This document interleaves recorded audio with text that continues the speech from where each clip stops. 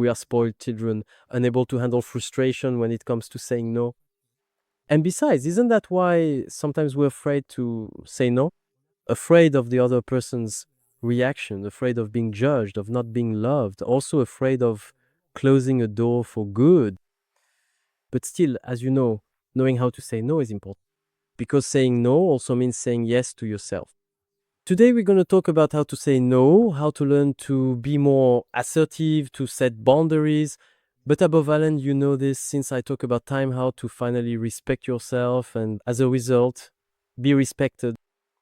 Welcome here. I'm Yanting. Today, we're going to talk about one of the most difficult things for many of us, saying no. That's right, because I believe there's nothing worse for us than having to take a no during prospecting.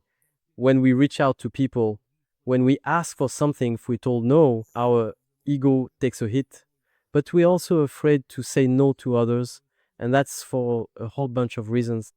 And these are the reasons I'm going to talk about. But above all, it's because our greatest fear is rejection, social rejection, judgment, and so on.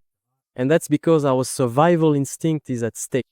And if you don't know me, I'm Yanting, author of Regain Your Time and Energy, my latest book. If you want, you can find it where I talk specifically about how to reclaim your time and energy. It's a truly personalized approach to organization that helps you understand how to operate in relation to this, manage your life and your business according to your way of functioning. And based on your personality profile, which you discover in the book, I'll let you go and discover all of that for yourself. But the idea behind it is that for more than 15 years now, I've been helping people with organization, productivity, and everything else using a personalized approach. And what I find myself telling my clients most often is to learn how to say no.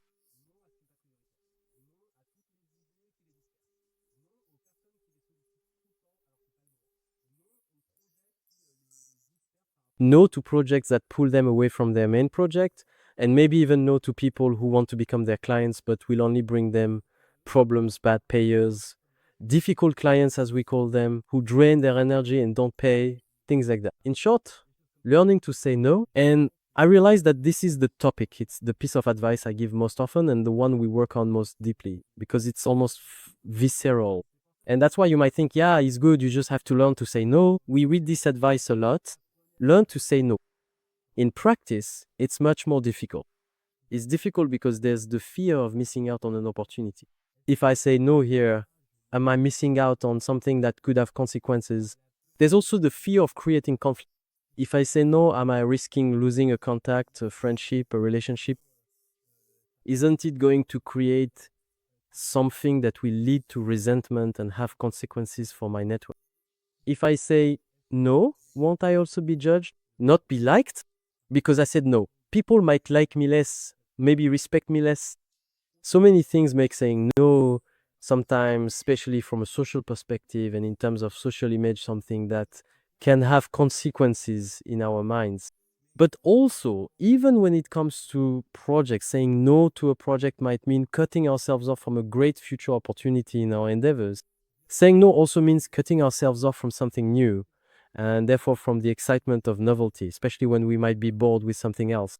So actually, all these things stir something deep inside us, and they also trigger fears that are visceral, fears that are even ancestral when it comes to the social aspect, fears that can sometimes be very deep. And it can even affect things like imposter syndrome. It can touch on a mask we put on, and it can also trigger fears of, for those who have experienced abandonment, rejection, or things that resurface from the past. So all of this means that, yes, saying no is not something our subconscious and our brain see as without consequences. But still, I'm going to tell you something. Saying no is the greatest sign of respect. You can show yourself, but also to others. I learned this through a commitment I made to myself. The things I say no to from an external point of view are things I refuse when first they don't respect my values. Because anyway, if something isn't in line with my values, it won't create a partnership or agreement that will last. I won't be aligned. And what's more, I realize that whenever I do something that doesn't align with my values, which is very rare, but the few times I've done it and learned this lesson, it goes badly. So the values filter already helps a lot. There's also the compatibility filter, saying no to a person or project that isn't compatible with me, and that's okay. It's not that the person is bad or the project is bad, it's just that it doesn't fit. Also saying no to a commitment that doesn't fit with my schedule, because sometimes, quite simply, I don't have the time or the energy, and if I say yes, I won't be able to do it well. Personally, I have a commitment even on a personal level to excellence, which is that I only say yes if I know I can do it well and give it my all. So all these things are ultimately part of our set of values. And as I often say, our value system is what grounds us, guides us, and helps us in life. So I think it's also important to understand that saying no is, above all, a form of self-respect at the deepest level of who we are. But it's also a form of respect for others by not involving them in something we're not fully committed to, or in something that isn't compatible with them. And that too is extremely healthy. Moreover, from my experience, I realized that when you learn to say no in the right way and all, you find that in most cases, things go well and you are more respected. Because knowing how to say no, to me, is also a sign of that we respect ourselves and others respect us more. Those who won't respect your noas, I mentioned in my introduction now, the spoiled children who are incapable of handling frustration, and those people you don't even want to collaborate with them. You don't want to. So that's why, yeah, it's okay to have these no's, and it's perfectly fine to show this sign of respect in terms of integrity, both towards yourself and towards others. Of course, there are plenty of ways to say no. There's the no that comes from a lack of capacity, because maybe you don't have the abilities, the skills, the time, the resources, time, energy, skills, and so on. In short, you don't have the capacity or resources for it. So the no is justified. It could be a no because of timing. It's not the right moment, so you might postpone. Or it's simply that the timing doesn't fit with your usual schedule. That's okay too. There's also the no of alignment, which I mentioned earlier, regarding values and compatibility. So you can express it in a much more diplomatic way, not just say, this goes against my values. For example, you can simply say that you don't think you're the right person, or something like that. Just say that the project is good and all, but you don't think you're the right person for it. So simply, you're not blaming the other person. It's not that the other person or the project isn't right for you.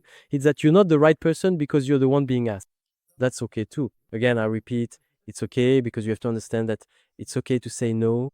And of course, there's also the no that's a bit more straightforward. So it's the more frank and direct no, where you simply say no without going into lengthy explanations, is going to be very concise. That's it.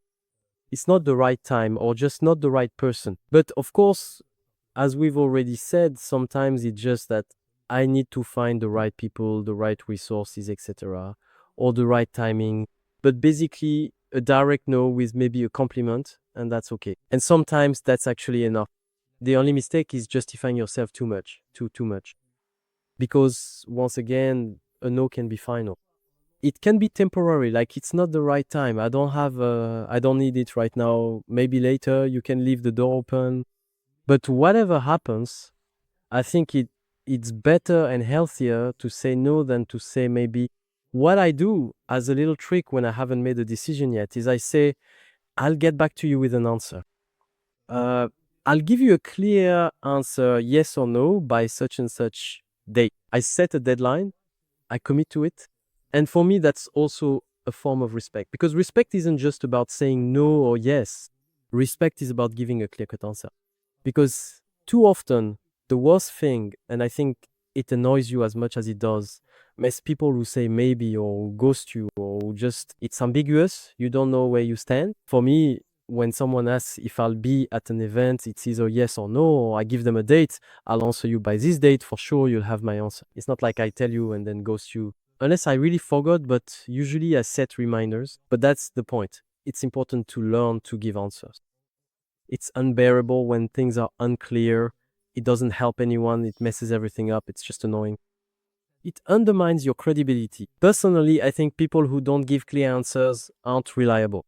So that's why actually it's better if you don't have the answer right away. It's okay to to give a time frame and say, well, I'll take some time to think about it and get back to you. Or I'll check my availability and get back to you. It happens to me often. I say, right now, I don't know yet because of my schedule. I'll get back to you quickly by such and such date. I'll reply before that date. And sometimes I say, if I haven't replied, don't hesitate to follow up with me. Maybe I just forgot, just in case. It's actually okay. Because, for example, I say, if I forget, remind me and I'll be able to get back to the person. But we open the door and then we close it. But honestly, give an answer. It helps everyone. So you've seen the no's.